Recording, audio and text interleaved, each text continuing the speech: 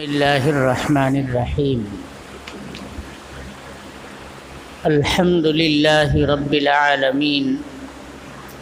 والصلاة والسلام علی سید الانبیاء والمرسلین وعلی آلہ واصحابہ اجمعین اما بعد فقد قال اللہ تبارک وتعالی فی القرآن المجید والفرقان الحمید اعوذ باللہ من الشیطان الرجیم بسم اللہ الرحمن الرحیم وقضینا الی بنی اسرائیل فی الکتاب لتفسدن فی الارض مرتین ولتعلن علوا کبیرا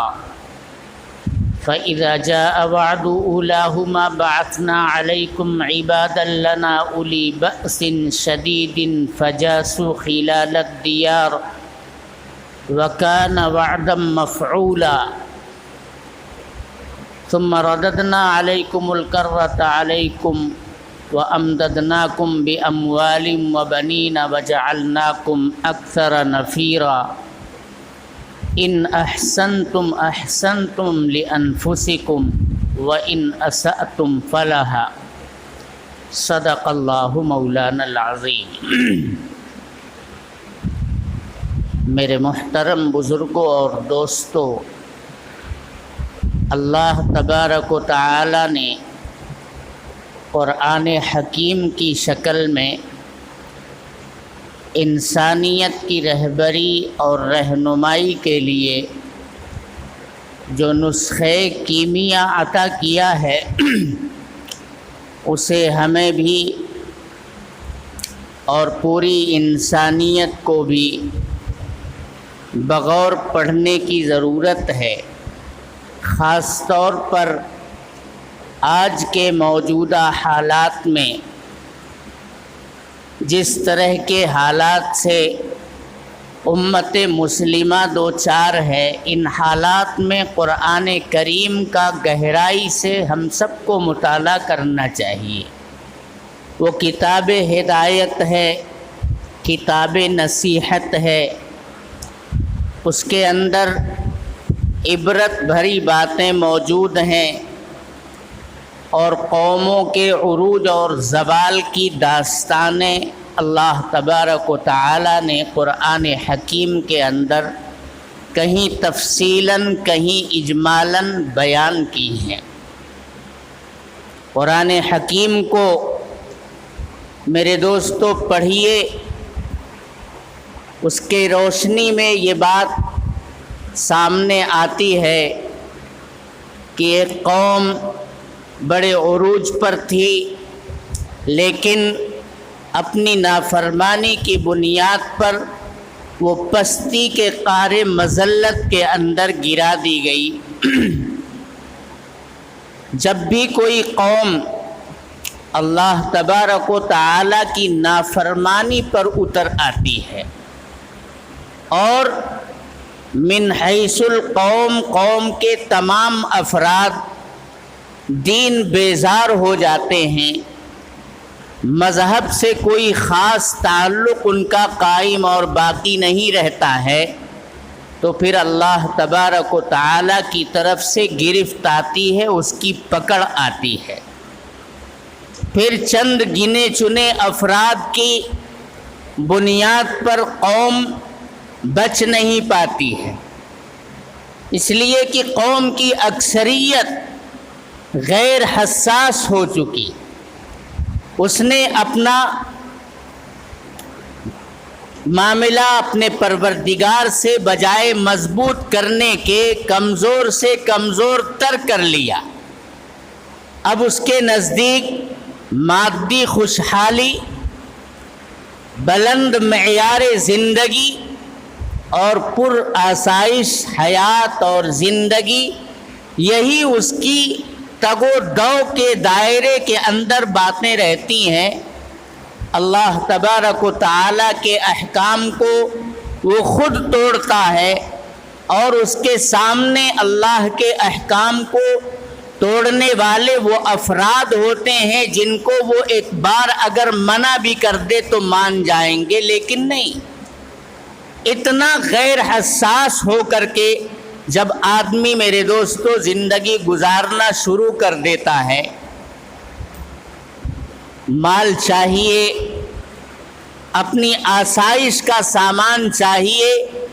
چاہے حرام راستے سے آئے، کسی کے اوپر جبر کر کے، ظلم کر کے، زبردستی کر کے، زور آوری کے ذریعے سے آئے، اقتدار چاہیے، منصب چاہیے، کسی بھی قیمت پر آئے، اس کے لیے پیسے خرچ کرنے پڑیں، آدمی خریدنے پڑیں، لیکن ہمیں اقتدار چاہیے، ہمیں مال چاہیے، تو تحصیل مال کے لیے اور تحصیل جاہ اور اقتدار و منصب کے لیے آدمی کسی حد تک بھی جاتا نظر آنے لگتا ہے، تو میرے محترم بزرگوں اور دوستوں، احکم الحاکمین کی طرف سے گرفت آتی ہے اور پکڑ آتی ہے، مواخذہ ہوتا ہے۔ بنی اسرائیل کو اللہ تبارک و تعالی نے خوب نوازا تھا، اللہ کی نعمتیں موسلا دھار بارش کی طرح یوں تو تمام انسانیت کے اوپر برس رہی ہیں،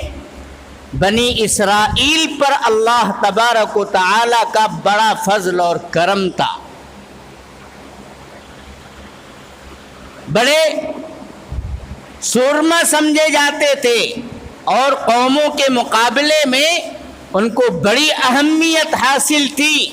اللہ تبارک و تعالی نے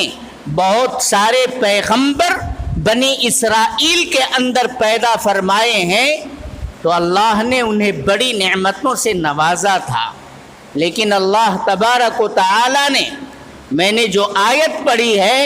اس آیت کے اندر انہیں دو واقعات کی طرف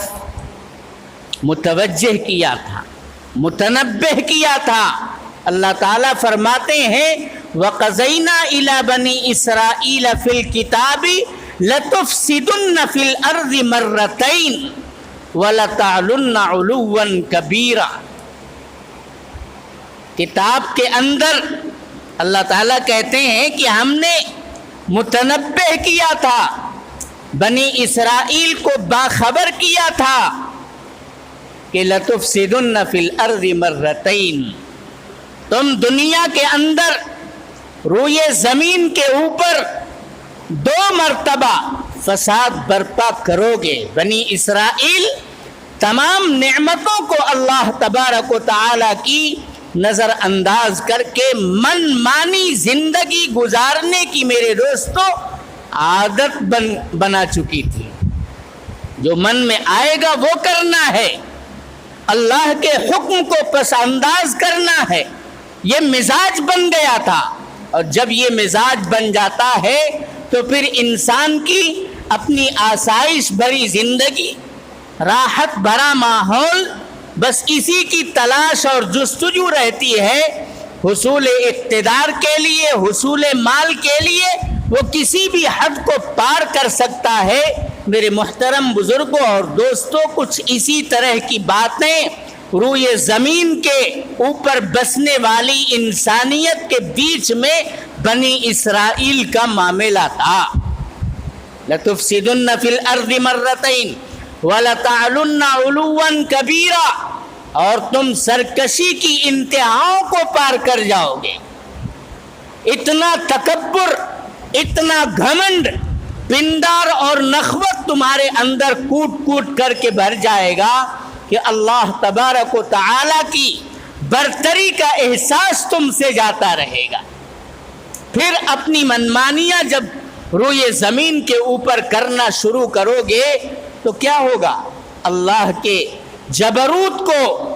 میرے دوستو للکارو گے، اس کے جلال کو جب بھڑکاؤ گے، اس کے غصے اور غضب کو جب للکارو گے تو گرفت تو آنی ہی آنی ہے۔ چنانچہ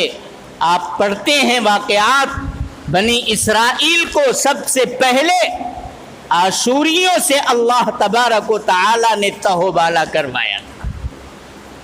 جب ایک دم فسادی بن گئے یہ بنی اسرائیل، اللہ تبارک و تعالی کے احکام کو انہوں نے رودنا شروع کیا اور اپنی سرکشی، اپنی منمانی زندگی گزارنے کے یہ عادی بن گئے، تو اللہ تبارک و تعالی نے عاشوریوں کو ان کے اوپر مسلط کر دیا، اور انہوں نے آ کر کے صرف ان کی روئے زمین کے اوپر قبضہ ہی نہیں کیا،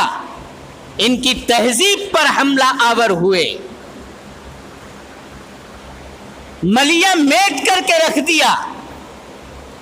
پوری قوم کو تباہ اور برباد کر کے رکھ دیا۔ اور پھر اللہ تبارک و تعالی نے اہل بابل کو بھی ان کے اوپر مسلط کیا، بنی اسرائیل کے اوپر، انہوں نے تو انتہا کر ڈالی۔ اللہ تبارک و تعالی نے اسی بات کو بیان کیا، وَقَطَّعْنَاهُمْ فِي الْأَرْضِ أُمَمًا، اس طرح سے اہل بابل نے بنی اسرائیل کو اپنے حملے کا نشانہ بنایا کہ بچوں کو مار ڈالا، عورتوں کی عصمت دری کی، سلطنت پہ قبضہ جمایا، ہیکل سلیمانی کو میرے دوستوں مسمار کر دیا، ایک ایک عبادت گاہ کو توڑ کر کے رکھ دیا گیا، جہاں یہ عبادت اور پرستش اور پوجا کیا کرتے تھے، ان کے معابد کو چن چن کر کے ختم کر دیا گیا، ان کے آثار اور نشانات کو مٹا دیا گیا، تورات کو جلا کر کے خاکستر کر دیا گیا۔ کیوں؟ اس لیے کہ مذہب سے جب آدمی بیزار ہوتا ہے، اللہ تبارک و تعالی کی طرف سے اس طرح کے حالات پیدا ہوتے ہیں۔ تم نے قدردانی نہیں کی، اللہ تبارک و تعالی کے احکام کو تم نے کچھ سمجھا ہی نہیں، تو اللہ نے اہل بابل کے ذریعے سے ان کے تمام معابد کو، یہاں تک کہ سب سے محترم چیز ہیکل سلیمانی، اس ہیکل سلیمانی کو بھی انہوں نے توڑ کر کے رکھ دیا، اینٹ سے اینٹ بجا دی، تورات کو جلا دیا گیا، سہمے ہوئے بچے غلام بنا لیے گئے، نوجوان بچیاں تڑپتی تھیں، چیخ و پکار کرتی تھیں، نافرمان نوجوان بے بسی کی تصویر بن کر کے گھومتے تھے، کوئی پرسان حال باقی نہیں رہ گیا تھا، یہ صورت حال بن گئی تھی۔ اہل بابل نے میرے محترم بزرگوں اور دوستوں انہیں تہوبالا کر کے رکھ دیا تھا۔ یہ اللہ تبارک و تعالی کی نافرمانی اور اس کے سامنے سرکشی کی وجہ سے ان کے اوپر افتاد پڑی تھی۔ اللہ تبارک و تعالی نے کبھی عاشوریوں کو اور کبھی اہل بابل کو ان کے اوپر مسلط کر دیا تھا، جو ان کی تہذیب، ان کے کلچر کو مٹا کر رکھ چکے تھے، اور جو ان کی عبادت خانوں کو بھی مسمار کر چکے تھے۔ یہ صورتحال بن گئی تھی۔ لیکن اللہ تبارک و تعالی کی طرف سے پھر ایک مرتبہ سیدنا حضرت عزیر علی نبینا وعلیہ الصلاۃ والسلام کو بنی اسرائیل کے بیچ میں مبعوث کیا گیا۔ انہوں نے سمجھایا، انہوں نے اللہ تبارک و تعالی کی طرف رجوع ہونے والے حالات اور ہدایات ان کے سامنے رکھی، اور پھر من حیث القوم بنی اسرائیل نے اللہ تبارک و تعالی کے احکامات کی طرف رجوع کیا۔ تو پھر اللہ کا کرنا یہ ہوا کہ اہل بابل نے جن لوگوں کو غلام بنایا تھا اور ریوڑیوں کی طرح سے ہانک کر کے جنہیں بابل پہنچا دیا تھا اپنا خدمت گار بنانے کے لیے، کھیتی باڑی میں کام کرنے کے لیے، اپنا حاشیہ بردار بنا کر کے بنی اسرائیل کو جن لوگوں نے رکھا تھا، اللہ تبارک و تعالی نے اسرائیلیوں کو چھڑانے کے لیے اسباب اور تدبیر، میرے دوستوں، اللہ کے یہاں پر جو بھی معاملات ہیں اسباب کے پردے میں وجود پذیر ہوتے ہیں۔ اللہ نے ایک ایرانی بادشاہ جسے سائرس کے نام سے یاد کیا جاتا ہے، اسے طاقت دی اور اسی نے اہل بابل کو میرے دوستو تہ تیغ کیا، انہیں شکست دی، اور پھر بنی اسرائیل کو اسی نے آزاد کر کے فلسطین اپنی جائے پیدائش اور اپنے آبائی وطن میں جانے کی اجازت مرحمت فرمائی، اور ہیکل سلیمانی کے تعمیر کرنے کی اجازت دی۔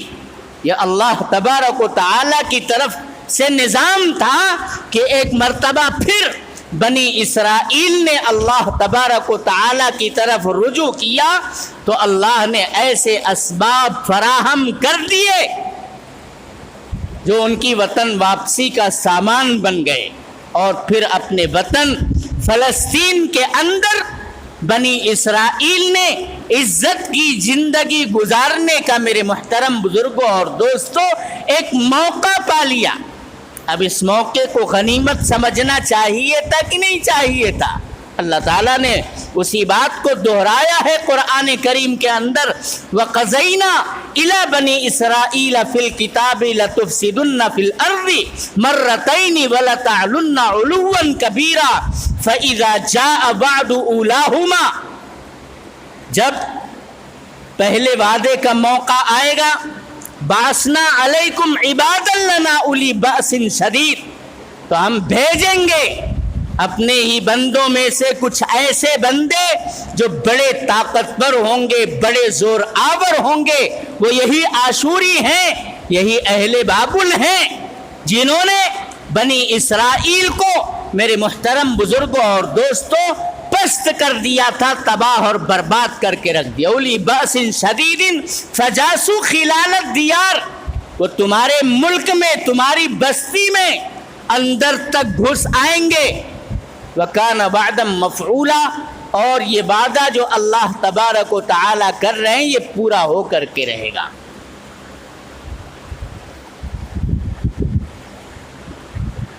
ثُمَّ رَدَدْنَا عَلَيْكُمُ الْكَرَّةَ عَلَيْهِمْ وَأَمْدَدْنَاكُمْ بِأَمْوَالٍ وَبَنِينَ وَجَعَلْنَاكُمْ أَكْثَرَ نَفِيرًا۔ اللہ تعالیٰ پھر ایک موقع فراہم کر رہے ہیں۔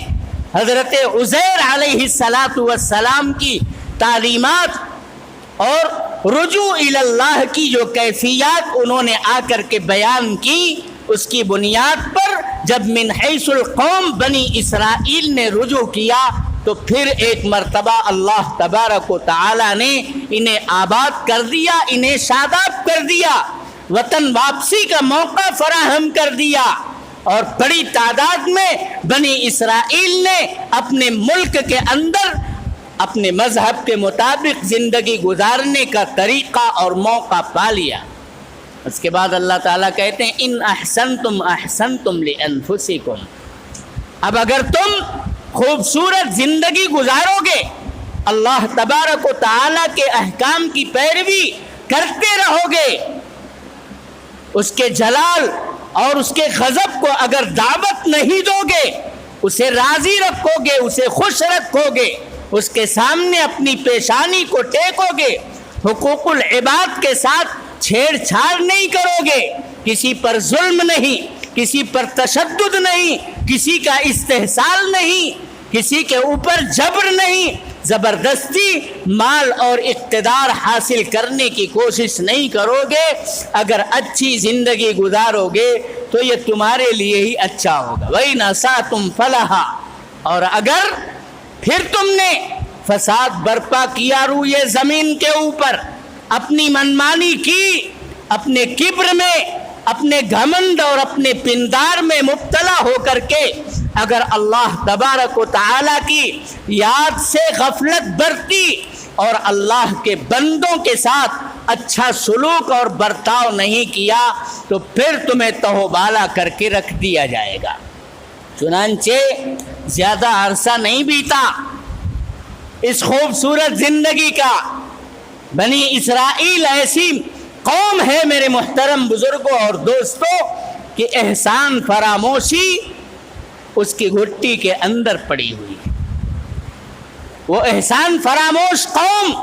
پھر سے میرے محترم بزرگوں اور دوستوں اللہ تبارک و تعالیٰ کے احکام سے برگشتہ ہو گئی، روگردانی کرنے لگی اور پھر منمانی کی زندگی گزارنے کا آغاز ہو گیا، یہاں تک کہ اللہ تبارک و تعالیٰ نے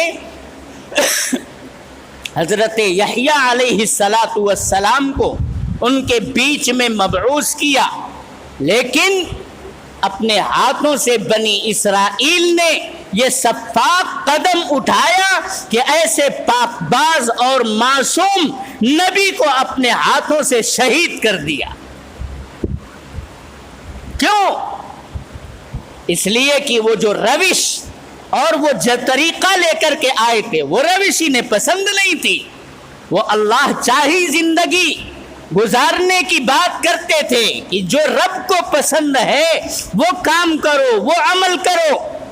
اور یہاں تو من چاہی زندگی گزارنے کا من بنا لیا گیا تھا۔ ظاہر سی بات ہے من چاہی اور رب چاہی کے اندر ٹکراؤ ہوتا ہی ہوتا ہے، اسی ٹکراؤ کے نتیجے میں ایسے پاک باز اور معصوم نبی کو بھی انہوں نے نہیں بخشا اور اپنے ہاتھوں سے بنی اسرائیل نے حضرت یحییٰ علیہ السلام کو شہید کر دیا۔ حضرت عیسیٰ علیہ السلام کے ساتھ کیا ہوا میرے محترم بزرگوں اور دوستوں؟ آپ جانتے ہیں کہ اللہ تبارک و تعالیٰ نے پھر دوسری مرتبہ ان کے اوپر ایرانیوں کو مسلط کیا۔ ایرانیوں نے بھی آ کر کے اہل فلسطین کی اینٹ سے اینٹ بجائی، ان کے معابد کو مسمار کیا، ان کے بچوں کو غلام بنایا، ان کی بچیوں کو کنیز اور باندی بنا لیا، اور پوری دنیا کے اندر بنی اسرائیل کو بکھیر کر کے تتر بتر کر کے رکھ دیا تھا۔ وَقَطَّعْنَاهُمْ فِي الْأَرْضِ أُمَمًا، اللہ تعالیٰ کہتے ہیں کہ ہم نے بنی اسرائیل کو مختلف قوموں کے اندر تتر بتر کر کے رکھ دیا تھا۔ یہ سب اللہ تبارک و تعالیٰ کی نافرمانی کا نتیجہ ہوتا ہے میرے دوستو، جو ظالم حکمران امت مسلمہ کے اوپر جو یہ دعویٰ کرتی ہے کہ ہم اللہ کو ایک مانتے ہیں، ہم اپنے پیغمبر کو آخری پیغمبر مانتے ہیں، جناب محمد الرسول اللہ صلی اللہ علیہ وسلم کی رسالت پر، نبوت پر، آپ کی خاتمیت پر ہمارا اور آپ کا یقین ہے، تو ہمیں آپ کی سیرت اپنانی چاہیے، آپ کی سنت اپنانی چاہیے۔ آپ نے جو طریقے زندگی بتایا ہے، تواضع، انکساری، عجب اور خودبینی سے دور رہ کر کے انسانیت کے بیچ میں انسانیت کا بھلا کرنے والا بن کر کے زندگی گزارنے کی میرے محترم بزرگوں اور دوستوں گویا ہم نے قسم اٹھا رکھی ہے۔ ایمان کے اندر داخل ہونے کے بعد ہم نے یہ معاہدہ کر لیا ہے، یہ پیمان کر لیا ہے کہ ہم اللہ تبارک و تعالیٰ کی مرضی کے مطابق چلیں گے۔ جناب محمد الرسول اللہ صلی اللہ علیہ وسلم کی پاکیزہ سیرت اور سنت کے پردے ہی میں اللہ تبارک و تعالیٰ کی مرضیات چھپی ہوئی ہیں۔ جو اللہ کی مرضی پر چلنا چاہتا ہے وہ جناب محمد الرسول اللہ صلی اللہ علیہ وسلم کی سیرت کو اپنائے، آپ کی سنت پر عمل کرے، آپ کا پیروکار بنے، اپنی طرف سے رسوم کو، خرافات کو، بدعات کو، رواج کو اپنا کر کے اسے دین اور دھرم بنا دینا میرے محترم بزرگوں اور دوستوں یہ غلط کام ہے۔ آپ کی سیرت پر چلو۔ تو جب انہوں نے دوبارہ میرے دوستوں اللہ تبارک و تعالیٰ کے احکام سے روگردانی کی تو پہلے ایرانیوں کو اور پھر رومیوں کو اللہ تبارک و تعالیٰ نے بنی اسرائیل پر مسلط کیا، جس نے پوری قوم کو تتر بتر کر کے رکھ دیا۔ پھر ایک عرصے تک حضرت عیسیٰ کے ساتھ انہوں نے کیا کیا؟ رومیوں کی کافرانہ عدالت کے حوالے کر دیا، اور بنی اسرائیل کا ایک بچہ اس کے خلاف آواز اٹھانے کی طاقت نہیں رکھتا تھا۔ یہ صورتحال جب بنتی ہے اور اللہ تبارک و تعالی کے احکام سے روگردانی من حیث الملت عام ہو جاتی ہے تو اللہ تبارک و تعالی کی طرف سے اسی طرح کے اسباب میرے دوستو سامنے آتے ہیں کہ ملت حیران پریشان اور ششدر ہو کر کے رہ جاتی ہے، وہ روتی ہے، خون کے آنسو روتی ہے، مرنا چاہتی ہے، موت بھی اس سے دور بھاگتی ہے، اس کی زندگی اجیرن بن کر کے رہ جاتی ہے، رات اور دن صدمے کے اندر اس کے گزرتے ہیں، کبھی اس کے چہرے کے اوپر مسکان نہیں نظر آتی ہے۔ یہ صورتحال بنتی ہے اللہ تبارک و تعالی کی نافرمانی کی وجہ سے۔ قرآن پڑھو،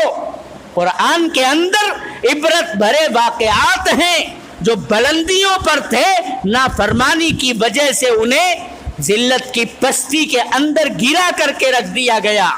اور وہ لوگ جو پست سمجھے جاتے تھے اللہ تبارک و تعالی کی فرما برداری کر کے کتنے سر بلند ہوئے، یہ ساری داستانیں قرآن حکیم کے اندر موجود ہیں۔ اللہ تبارک و تعالی ہم سب کو اپنا فرما بردار بندہ بن کر کے زندگی گزارنے کی توفیق عطا فرمائے۔ نمازوں سے غفلت آج بھی عام چل رہی ہے،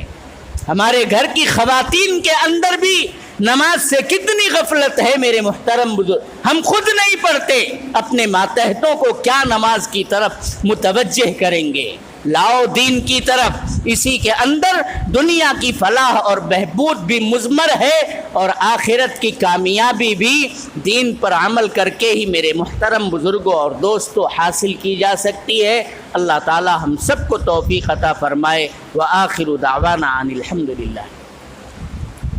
سید ولد آدم خیر الانام،